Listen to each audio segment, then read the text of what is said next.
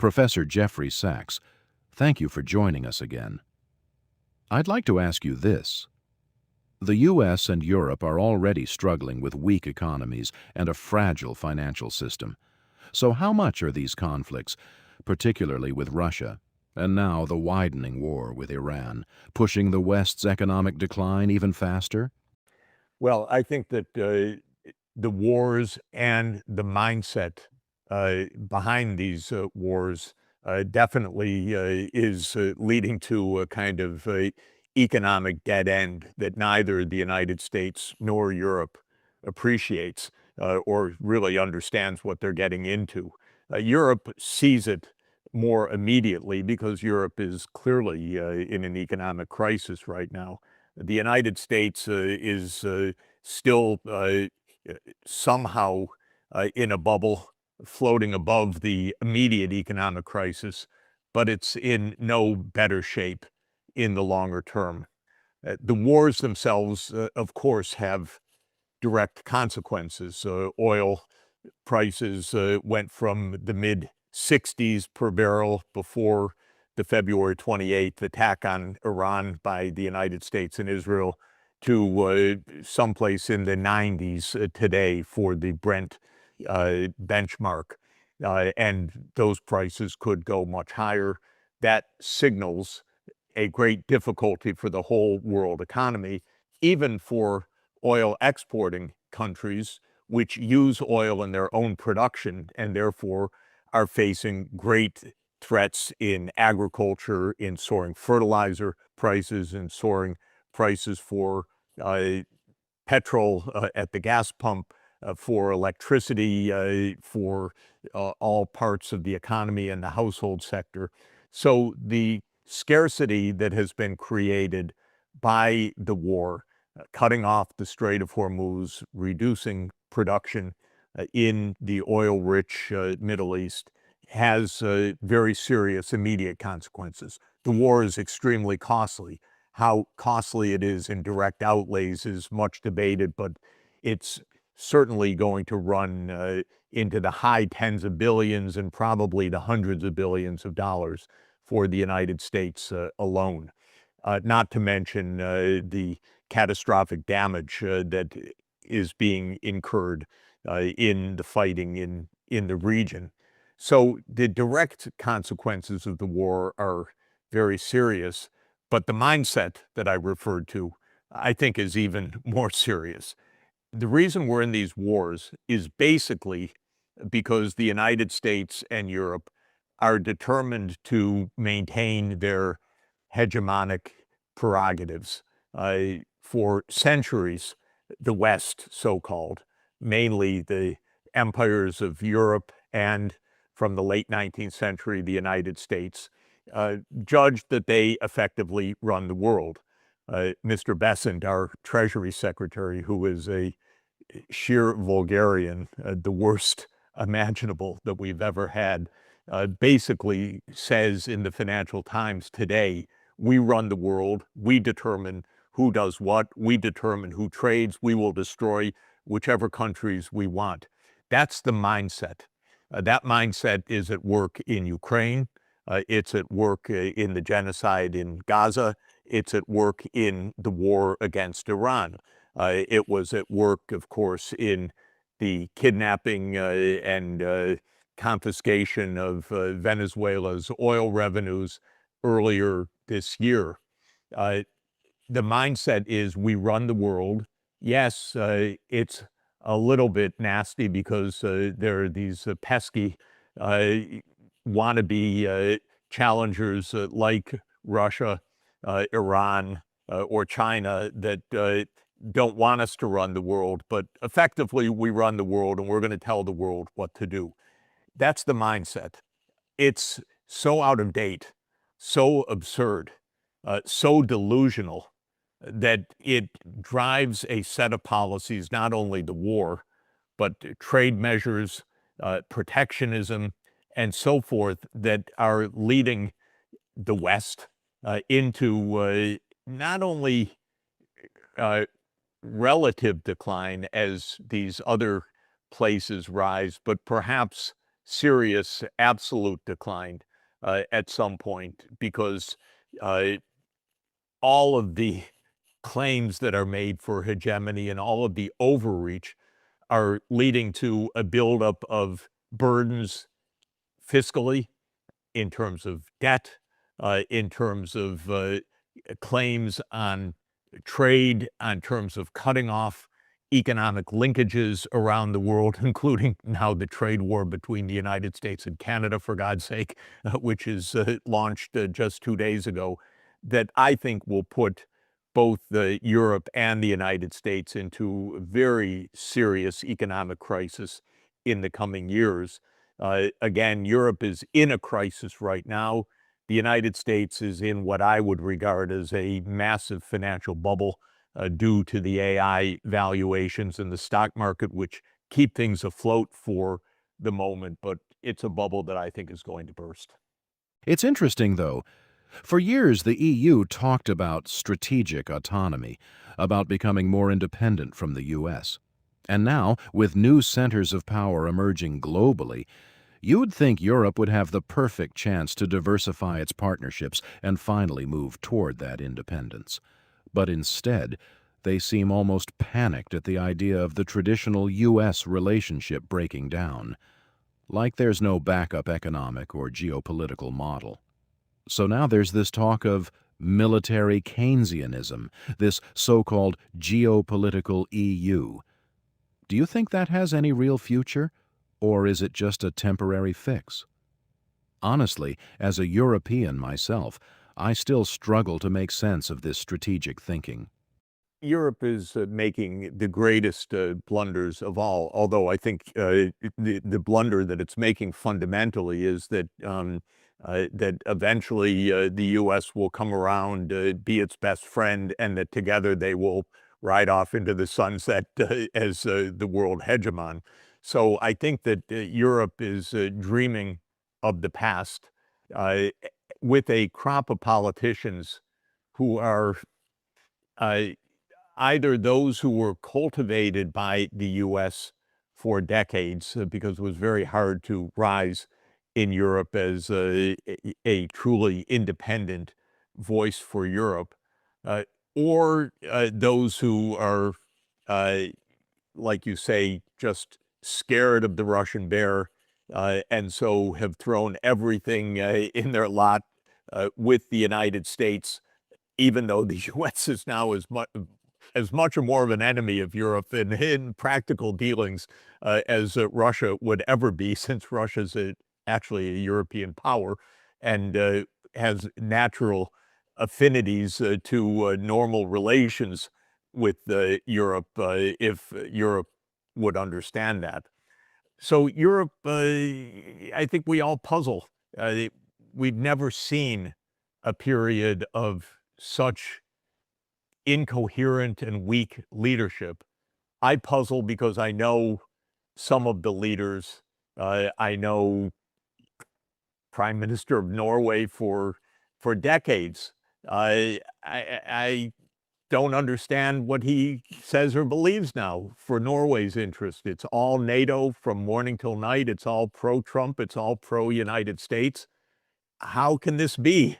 Such an intelligent individual, someone that I've liked for a long time, but it makes no sense what is being said right now. In Poland, well, I know I dealt with Poland for a long time at an intensive level, helping them in their economic transformation in the 1990s. They're Russophobic to the core over several centuries. Yes, but get over it and understand your realities right now. The Baltics, even worse.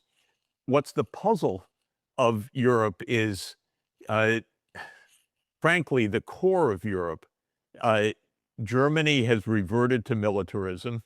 France is under the weakest and most incoherent leadership in modern times. Italy doesn't even act as a major strategic thinker in all of this. So there's no core in Europe that is guiding Europe in a sensible direction. The frontline states to Russia are just one and all, purely Russophobic and have no sense of the wider world at all. And when it's true, when a brave politician stands up and uh, tries to say, could we get our act together, like Pedro Sanchez of Spain, whom I admire very much, immediately the U.S. deep state turns the screws on, and suddenly his wife is under investigation for corruption. His political advisors are suddenly under investigation. These are games. This is not some serious independent judicial process. These are games played by the American CIA, by the deep state, if you will, against politicians that step out of line.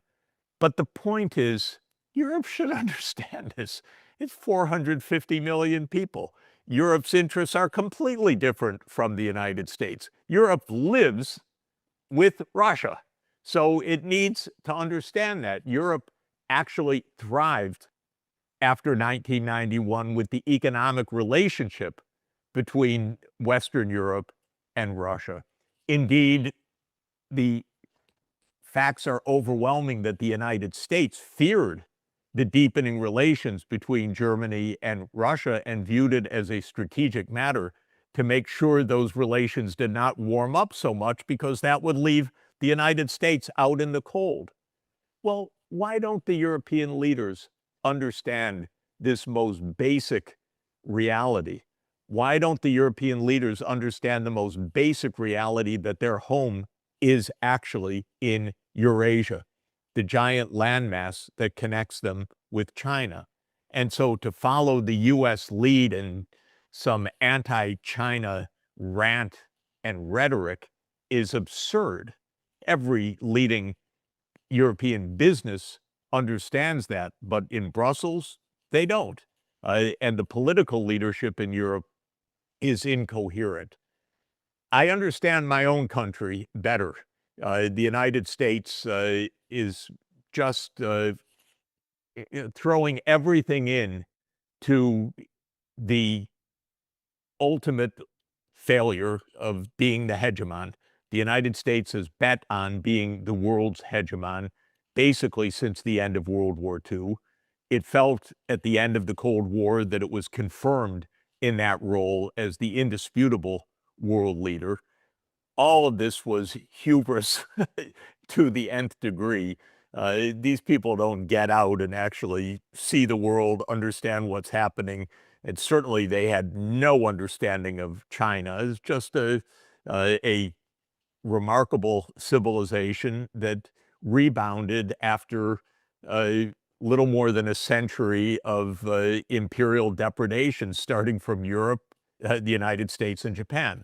So they didn't understand China's uh, recovery to its normal place in the world scene from a world historical perspective. And now they're flailing around. Hey, we're supposed to be number one. We're launching economic D-Day. We tell countries what to do. We bomb Iran to the Stone Age if we want. We do whatever we want. Well, these people are, sorry, they're so foolish. They're so ignorant that they're driving the United States in the longer term into the ditch or over the cliff the same way. So I kind of understand what's happening in the United States. It's just the delusion that came from an extraordinary arrogance, especially at the end of the Soviet period. Europe knew better. This is what's surprising to me. European leaders, if you canvass them in 2000 or 2005, or on the first day of the Bucharest NATO summit in 2008, they understood what was happening. The United States is trying to drive them into conflict with Russia. This isn't good for Europe. Europe wants Nord Stream. Europe wants the economic connections with Russia. They knew all of this. I knew these leaders. We talked about this. Now you don't hear a word about this. And if you say what I'm saying or what you say, we know. Oh, you're branded as a Putin apologist. You're branded as, somehow saying something bizarre. But what we say every day, Glenn, was said by Merkel up to the first day of the NATO Bucharest summit. This U.S. approach is going to lead us to war. Your prime minister today knew how dangerous this approach was back in 2008. They knew these things. I spoke to these leaders. They understood Europe was different from the United States. They thought the war in Iraq was a disaster made on propaganda and lies, which it was, so they could react. You could have French leaders saying, no, we're not going to do this. You could have German leaders saying, we're not going to do this. You had Schroeder, you had Kohl, you had Merkel up to a point with a European line. Now what do we have? Nothing. Incoherence. And of course, the result is a growing economic crisis and a growing geopolitical crisis because, honest to God, Europe is almost deliberately talking itself into open warfare now, total suicide, but using this language every day. Yeah, it's always fascinating to me how this shift actually happened, because what you're describing now used to be plain common sense. Even back before 2008, the WikiLeaks cables showed the French and German ambassadors themselves warning that this could push Ukraine toward civil war, that it didn't have public support, and that Russia might intervene. And the future CIA director even put that warning in writing. You heard that same reasoning from political leaders, from state officials at the time, and now, suddenly, saying the exact same thing gets dismissed as crazy talk or Russian propaganda. I would say the same with Iran. Of course, the European leaders knew in the early 2010s we can negotiate peacefully with Iran. The European leaders pressed for the Joint Comprehensive Plan of Action, the JCPOA, which became a treaty between Iran and the P5 countries of the Security Council plus Germany. And European leaders understood all of this. And they wanted the United States to engage in diplomacy. And they cheered Obama when he did so. What's incredible, Glenn, is that when the United States ripped up this agreement brazenly in 2018, the Europeans said nothing. The European leaders didn't say, what is the United States doing? We continue. Iran is in compliance with the International Atomic Energy Agency. This is unjustified. European leaders just went silent, bowing down to daddy, as Mark Rutte has immemorably called him now. In other words, the European leaders were absolutely unwilling to speak a word of the truth. And they have known the United States broke the agreements, not Iran.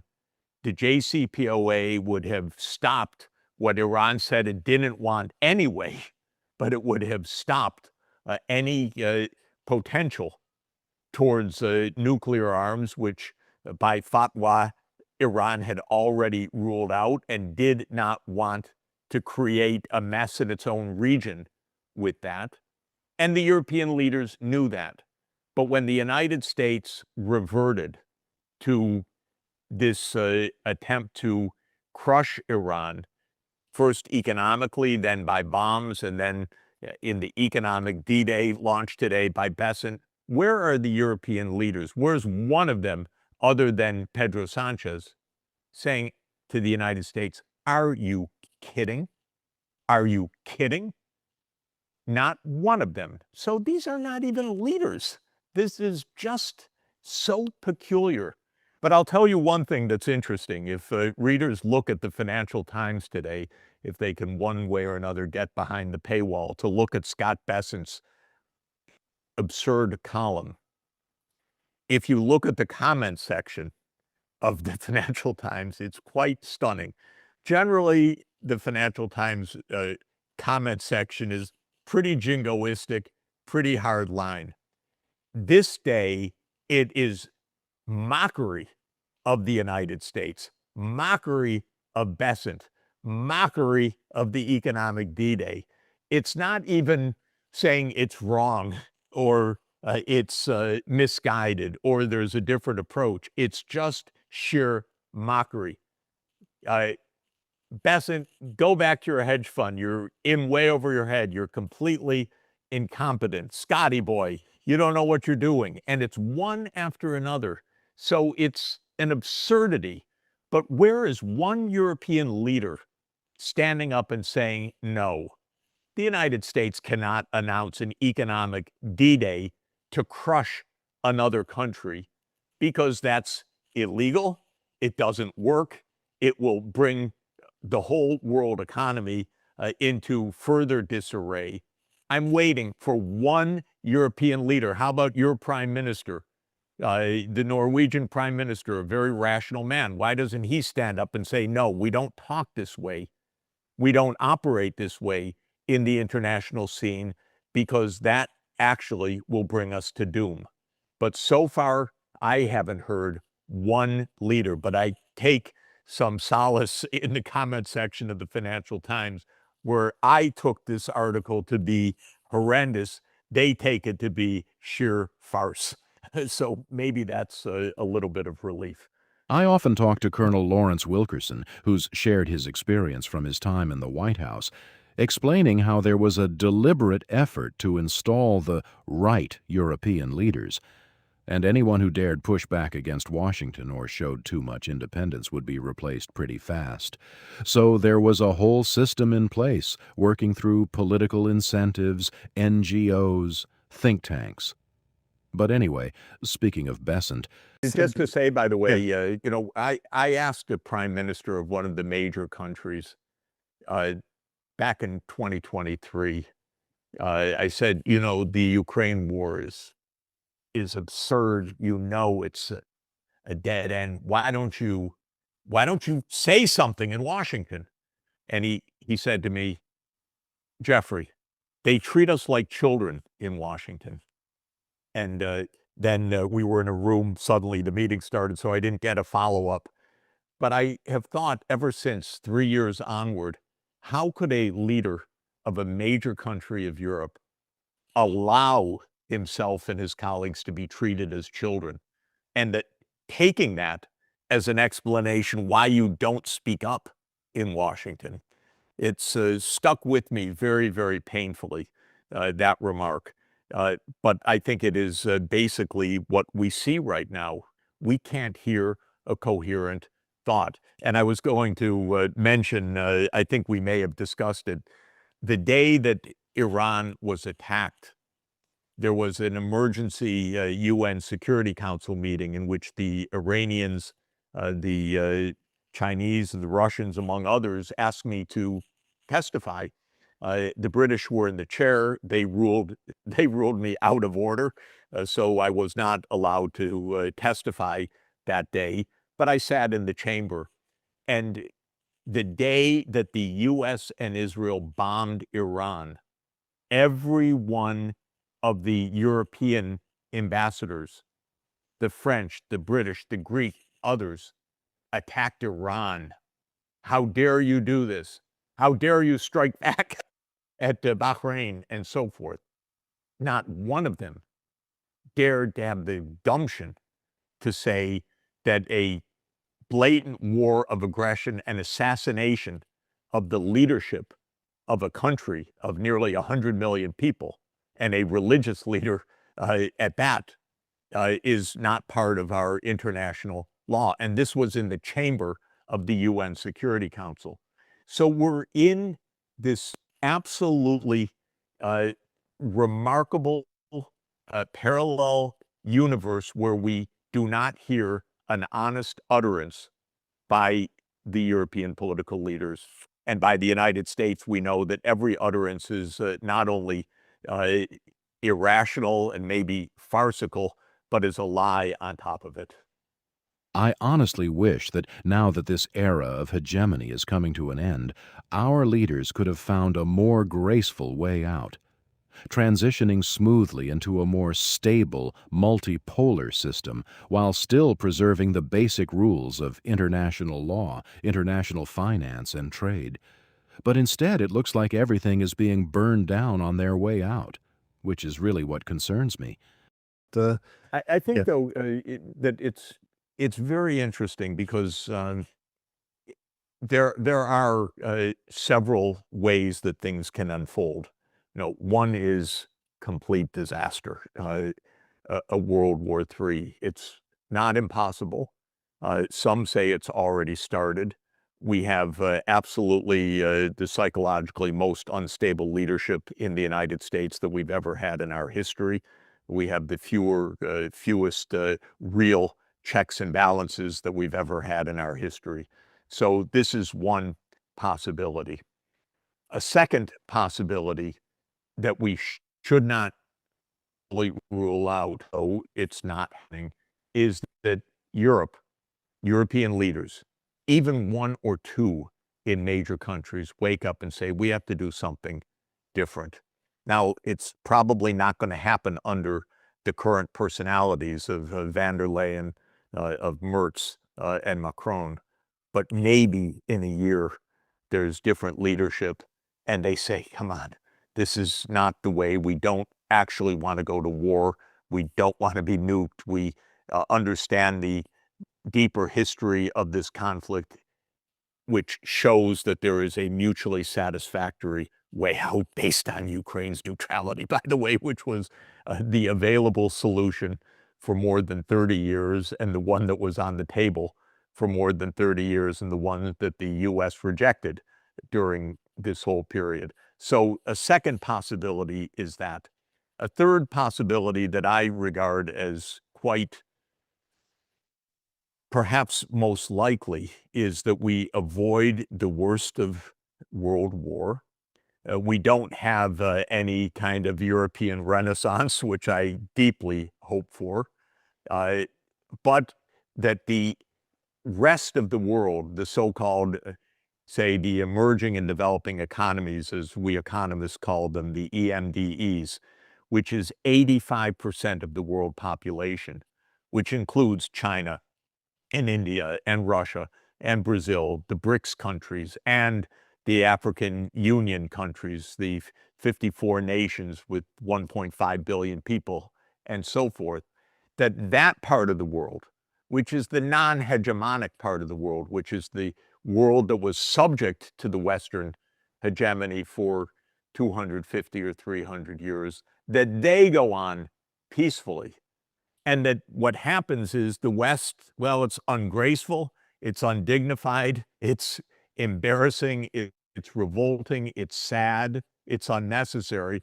But the West actually paralyzes itself, protects itself into stagnation or decline, but the rest of the world goes forward.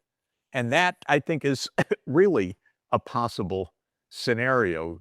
And it's a kind of a more hopeful, rather practical scenario. It's not the optimum. The optimum is Europe wakes up, the United States wakes up out of its 30-some year delusion, and we actually get on with multipolarity and with decency and peace, because not one of these wars in any sense had the slightest merit or was even difficult to avoid or difficult to stop. And that's true of every single one of the wars that we have raging right now. I think at some point, change is going to be forced onto the Europeans, whether they like it or not. You can only sustain such expensive energy, such heavy deindustrialization, and such mounting debt for so long. Meanwhile, look at other parts of the world. China's now hosting things like robotics Olympics. The gap is becoming so wide that this simply can't be maintained much longer. At some point, reality has to catch up with policy. I wanted to ask you about Besant, since you brought him up earlier. He recently said he doesn't understand why oil prices are climbing. And he said that right after Trump announced this so-called economic D-Day against Iran, which would basically cut off energy from that entire part of the world, and his answer to the $40 trillion in U.S. debt isn't to cut spending. It's that the U.S. will simply grow its way out of it. Honestly, that doesn't inspire much confidence or competence for that matter. So I'm curious where you think this is all heading.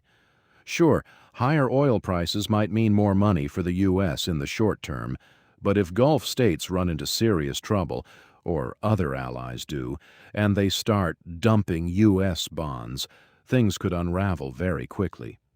That actually reminded me of something Trump said about how he'd intervene in the bond market, and he even mentioned the military as a tool for that.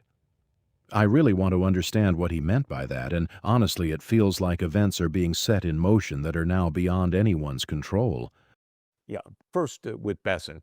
Besant is a hedge fund uh, manager whose claim to fame was the attack on the British pound.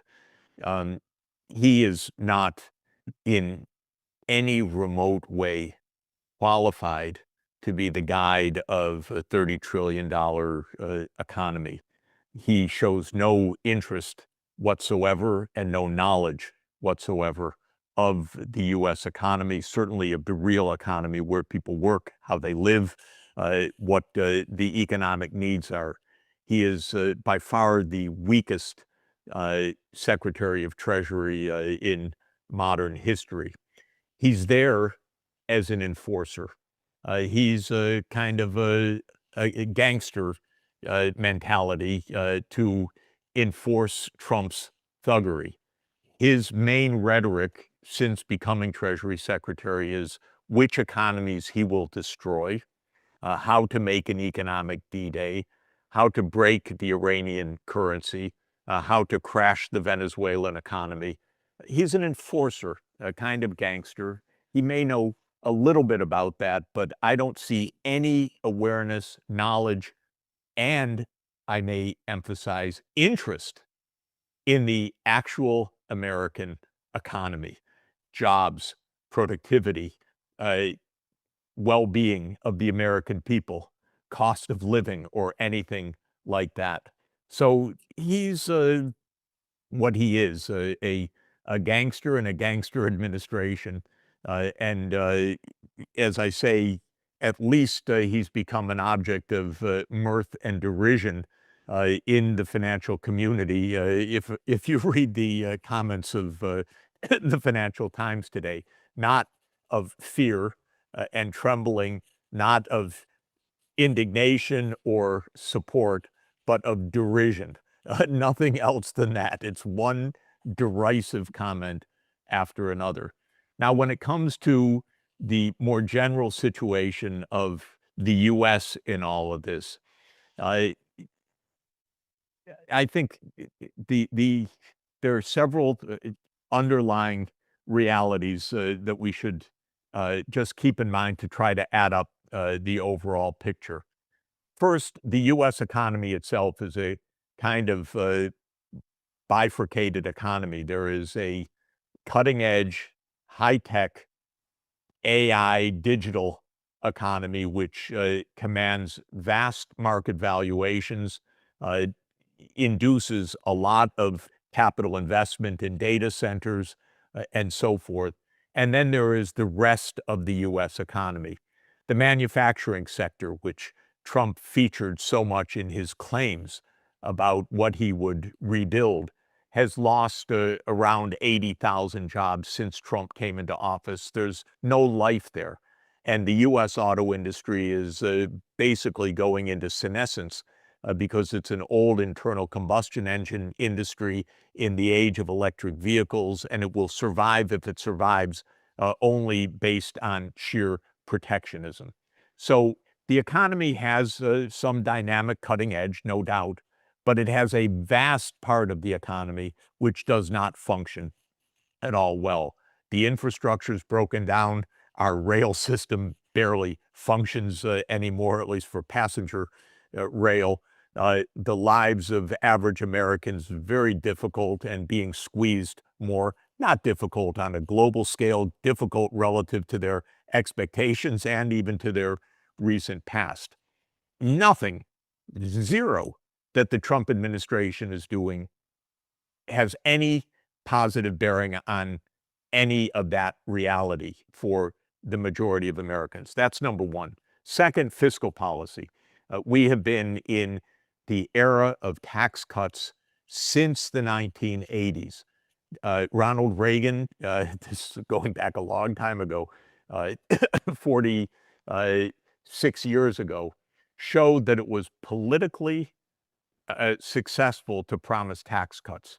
Since that time, both parties have basically been on a tax cut binge, and this has led to a U.S. debt, which is now $40 trillion, is now well above 100% of GDP.